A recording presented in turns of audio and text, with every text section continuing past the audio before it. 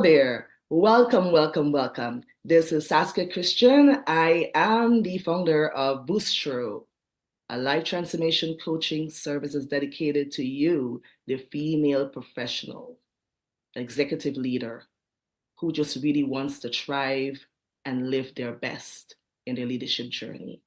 And so we are here. I have the amazing Kimberly Darlington, and she's here to share her insights and how you can fulfill that mission. And we, Boost Through, we are leading the charge in female leadership empowerment. And this is all to help you, the aspiring female executive leader, really just maximize your influence and just to show up like your best self. So thank you. Thank you so much for today, Kimberly. It's just an honor to have you here as our guest on Breaking Barriers. Thank you. So if you can just introduce yourself and then tell us a little bit more about what's your title, your current title, and then we'll proceed from there. Thank you. Great. Well, thank you so much for having me, Saskia. It's a pleasure to be here and to spend some time with you. As you mentioned, my name is Kimberly Darlington. I'm located in Montreal in Quebec, Canada, and I work in the mining industry. I run a small agency that does communications, public relations, and investor relations, mostly for junior mining exploration companies, although we are not limited to that. We do other companies, but largely in the mining space for the most part, because that's where our expertise lies. Being in Quebec, which is, as you may or may not know, a French-speaking province, probably the only French-speaking jurisdiction in North America, we do everything in English and French. And I have a team of about 3 full-time people and another 4 part-time people that are working with me to serve our clients. We have about a half a dozen very active clients at this time, and some that are sort of coming and going. So it's a lot of fun. And one of the things that's important to me, as having reached a certain point in my career, I've been working not only in mining, but in other industries for many, many years. It's important to me to bring along the next generation, particularly of women, but also all young people, and particularly in an industry such as mining, where not only is it traditionally a male-dominated industry, where women are finding it, have historically found it difficult to build a career, but it's also an industry that is older in terms of it's more traditional, although it is very innovative when you compare it to what people's perceptions of mining are.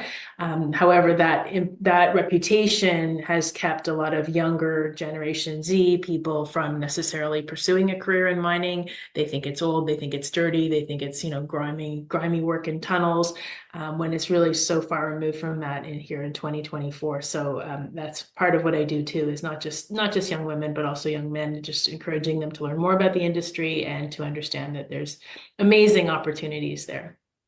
That is just so beautiful. And I'm really encouraged by that because being a technical leader for so long, close to 20 years, I've always wondered why is it I'm one of the few, right? Leading the charge in global initiatives and so forth, few females.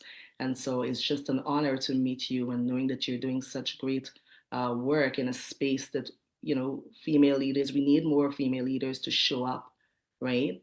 And really be empowered to give up their best because they have so much to offer. So thank you for doing that and for leading so beautifully.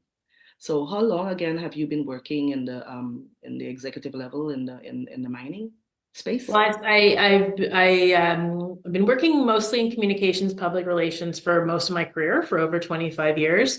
I used to be more in the entertainment business, actually, and for a while I went into the production of live events, which was a lot of fun. But when I had my children and they were quite young, it was a very difficult balance to strike between being at home and being there for young kids, and also, live shows, which tend to be at night, which often require days of rehearsal. So long story short, in 2012, I took a step back from that. And my husband, who had been working in the mining industry, had some former colleagues who needed some help with some communications tools.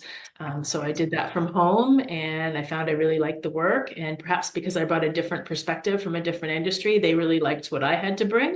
So suddenly there was more work than I could do by myself. So I said, oh, maybe there's a little business here. So that's when I started my business, hired a couple of part-timers, and it's been up and down since then. But really, the pandemic, after being kind of a slowdown for maybe about 2 months, suddenly became one of the best things that happened to my company, which is called Refined Substance. We really developed an opportunity to service a number of clients in a very short period of time through virtual, through the kinds of communications like you and I are enjoying right now. And that allowed me also to reach a wider network of potential employees and hire a team that is, a bit scattered all over the globe, but we all work together. And thanks to technology, that's all possible. That is just amazing. And I do like the fact that you seized the opportunity, right? You had to really work in communication deliverable for, folks, professionals in the mining space, and you made it your own. And Yeah, and so, it may be something I'm sure that you've realized in your own experience, but sometimes something that comes along that seems like an obstacle turns into an opportunity.